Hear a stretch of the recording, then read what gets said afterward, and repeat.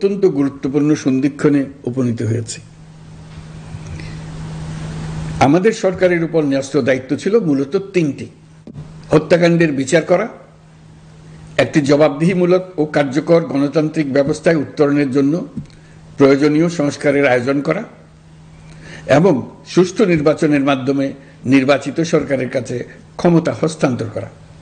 আমরা জুলাই গণঅভ্যুত্থানকালে তৎকালীন ফ্যাসিস্ট সরকারের নির্দেশে সংগঠিত হত্যাকাণ্ডের বিচার কাজ এগিয়ে নিয়ে যাচ্ছি। এই বিচারের উদ্দেশ্যে গঠিত আন্তর্জাতিক অপরাধ ট্রাইব্যুনাল তাদের প্রথম রায় শীঘ্রই দিতে যাচ্ছে। ট্রাইব্যুনালে আরও কয়েকটি মামলার বিচার চূড়ান্ত পর্যায়ে রয়েছে।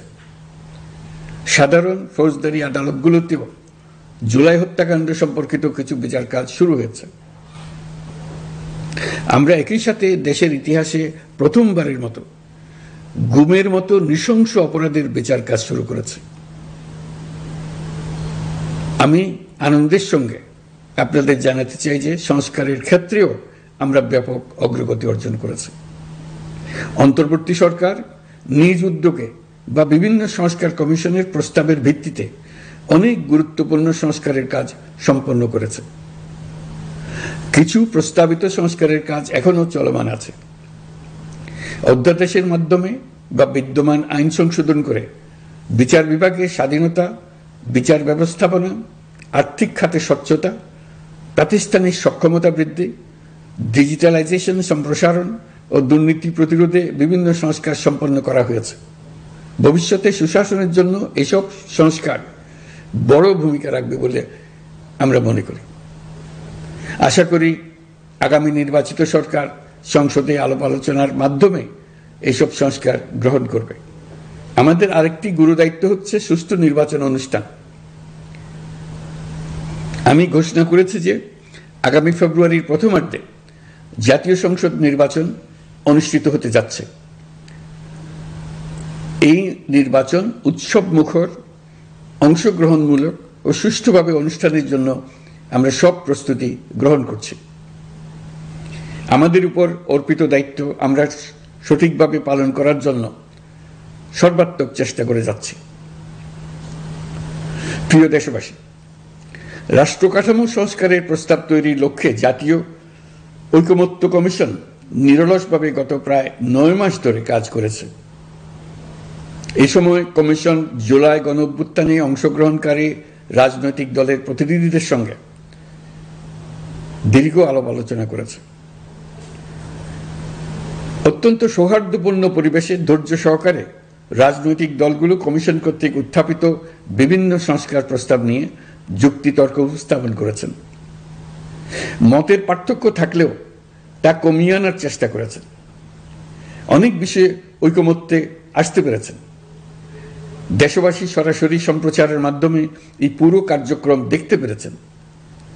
এটি বাংলাদেশের রাজনীতির ক্ষেত্রে তো বটেই, পৃথিবীর অনেক দেশের জন্য এক অভূতপূর্ব ঘটনা। এটি ভবিষ্যৎ রাজনীতির জন্য আশাব্যঞ্জক। আমি ঐকমত্য কমিশনের সদস্যদের এবং রাজনৈতিক দলগুলোর নেতৃবৃন্দকে গণতান্ত্রিক চর্চার এই অসাধারণ আয়োজনকে সফল করার জন্য আবারও আন্তরিক ধন্যবাদ জানাচ্ছি। ঐকমত্য কমিশনের প্রণীত জুলাই সনদে সংবিধান বিষয়ক 30টি গুরুত্বপূর্ণ সংস্কার প্রস্তাবে রাজনৈতিক দলগুলোর মধ্যে ঐকমত্য তৈরি হয়েছে। এটি একটি ঐতিহাসিক অর্জন। কিছু প্রস্তাবে সামান্য ভিন্নমত আছে, বাকি অল্প কিছু প্রস্তাবে আপাতদৃষ্টে মনে হয় অনেক দূরত্ব আছে, যা গণতান্ত্রিক প্রক্রিয়ায় অস্বাভাবিক কিছু নয়। তবে খতিয়ে দেখলে দেখা যায় যে এইসব প্রস্তাবগুলোর ক্ষেত্রেও আসলে মতভিন্নতা খুব গভীর নয়। কেউ সংস্কারটা সংবিধানে করতে চেয়েছেন, কেউ আইনের মাধ্যমে করতে চেয়েছেন, কিন্তু সংস্কারের প্রয়োজনীয়তা, নীতি ও লক্ষ্য নিয়ে কারো মধ্যে মতভেদ নেই। কাজেই রাজনৈতিক দলগুলোর প্রকাশ্য বক্তব্য যতখানি পরস্পর বিরোধী অবস্থানে আছে বলে মনে হয়, জুলাই সনদ সঠিকভাবে বিশ্লেষণ করলে ততখানি মত পার্থক্য দেখা যায় না। এটি আমাদের অনন্য অর্জন। এতে জাতি এগিয়ে যেতে সাহসী হয়। এসব বিবেচনায় রেখে এবং রাজনৈতিক দলগুলো কর্তৃক স্বাক্ষরিত জুলাই সনদকে মূল দলিল হিসেবে ধরে নিয়ে অন্তর্বর্তী সরকার আজকের উপদেষ্টা মণ্ডলীর সভায় জুলাই জাতীয় সনদ সংবিধান সংস্কার বাস্তবায়ন আদেশ 2025 অনুমোদন করেছে। এটা বিরাট খবর। প্রয়োজনীয় স্বাক্ষর শেষে এটি ইতিমধ্যে গেজেট নোটিফিকেশন করার পর্যায়ে পৌঁছে গেছে। জুলাই সনদ বাস্তবায়নের লক্ষ্যে এই আদেশে আমরা গুরুত্বপূর্ণ কিছু বিধান গ্রহণ করেছি।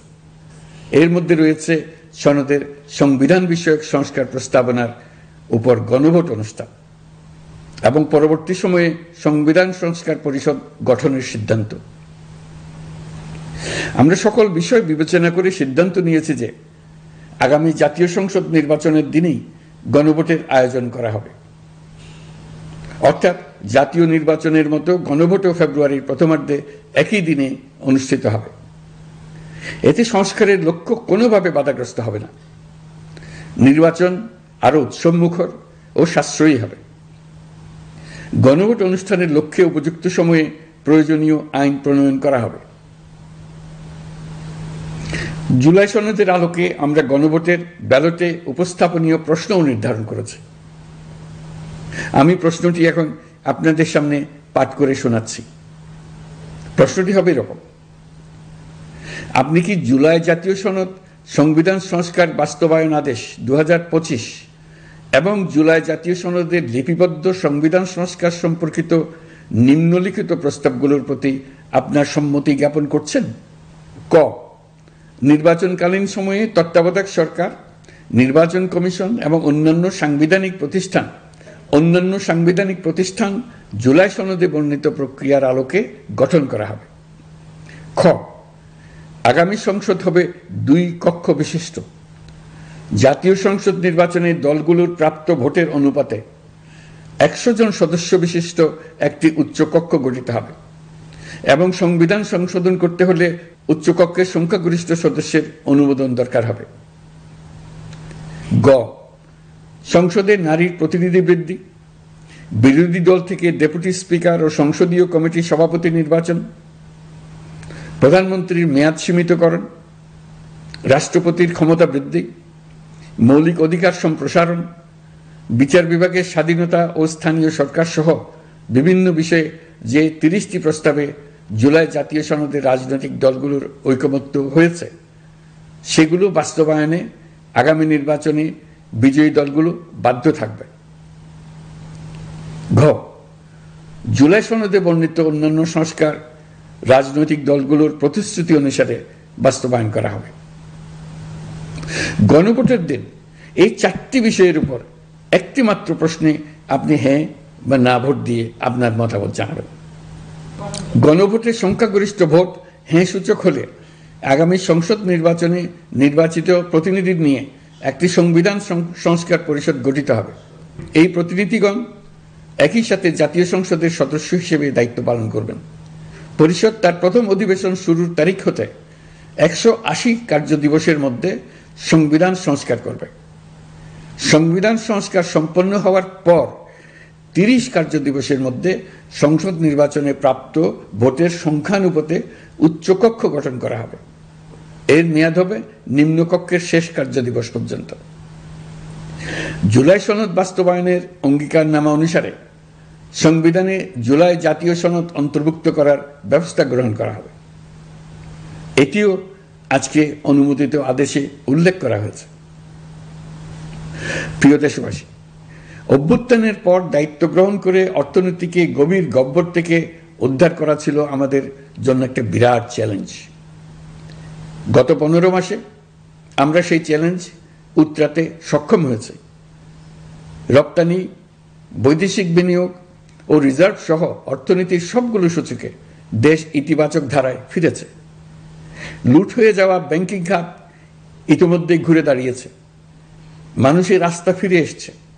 ব্যাংকিং খাতকে আরো শক্তিশালী করতে নানামুখী পদক্ষেপ চলমান রয়েছে।